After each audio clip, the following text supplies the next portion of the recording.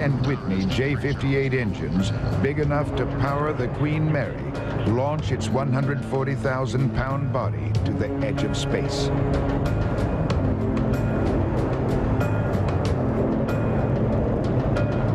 The bullet from a high-powered rifle leaves the barrel at about 3,000 feet per second. On a routine mission, the Blackbird travels faster, 3,200 feet per second, for up to 90 minutes at a time. No matter how serene it may look, this kind of speed requires unyielding precision. You know, Mach 3, boom. The turn radius is something like 100 miles, and they have all these critical fuel problems and other stuff. And so it's not a very spontaneous experience. These are carefully planned, choreographed missions.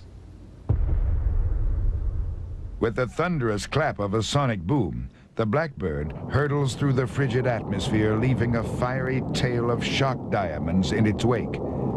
At 2,200 miles per hour, the aircraft becomes superheated from the friction created as the air rushes by. And indicating Mach 3.0 at this time. When you go Mach 3, the amount of heat that the whole airframe, everything experiences all this heat, and nothing that they have at the store works. You know, there's no paint, no rubber, nothing. You know, metals, plastics, all this stuff is useless. And they just had to go through so many contortions to make every single part of the plane tolerant of these extreme temperatures. Temperature affects everything on this airplane. The average person probably is not cognizant of that fact, but the faster you go, the harder things get. The Lockheed jet is 9/10 titanium, and when they build it, the CIA uses a phantom company to buy the material from the world's largest supplier, the Soviet Union.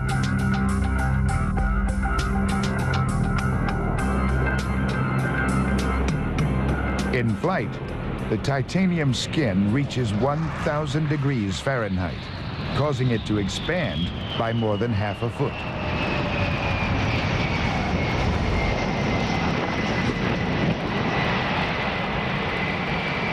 This heat-induced expansion posed a real challenge to the Skunk Works team.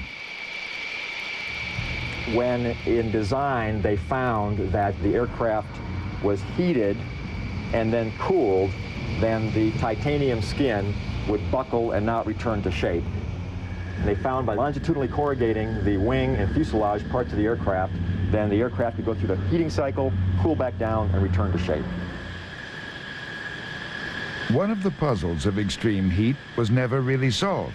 Sealants for the fuel tanks. They never came up with a polymer that would seal the joints in the skin panels that hold the fuel in. So the Blackbirds sit on the ground and weep.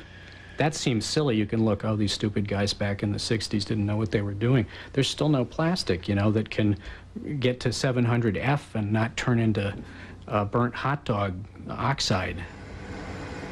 Once at altitude, the heated skin stretches, sealing the aircraft's fuel cells. In its 30 years of service, only 150 aviators have qualified to fly the SR. It is an elite fraternity. Prior to every Blackbird mission, 36 hours are devoted to prepare men and machine for flight. One of the most valued traits is maturity. Lieutenant Colonel Mike Finan is 43. All who enter the program must meet one fundamental requirement. They must be married. Lean forward, sir. Most importantly, they must be physically fit. At altitude, even a simple toothache can lead to blackouts. 12115. Coming down, sir.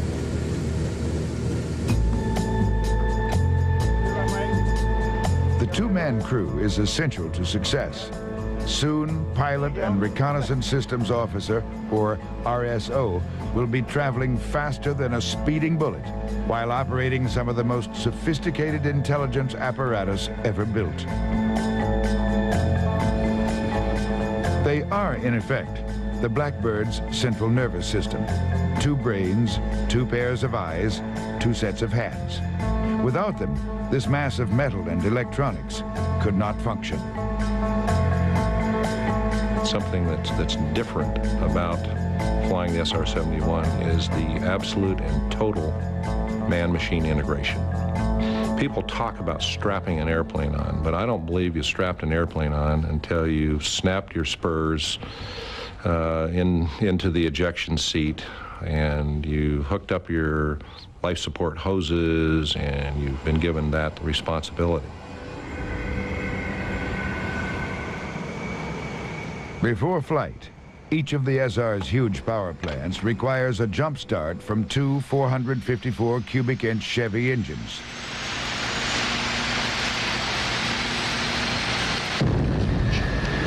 The whine is deafening, and the steaming tarmac reeks of JP-7 seeping from the plane's unsealed fuel tanks.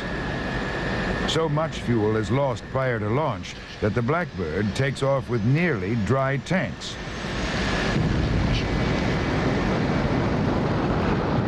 The SR must join with a waiting tanker just minutes into flight.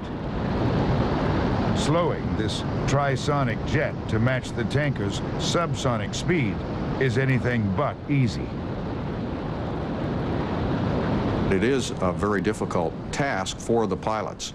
That is one of the things that washed people out of the program more than any other part of the regime. United 382 Salt Lake 330.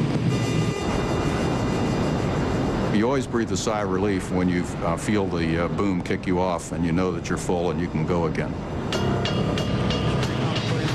15 minutes and 80,000 pounds of fuel later, the Blackbird is ready to retrieve images from halfway around the Earth. Telephone 15, back to 70, looking for left turn heading 223.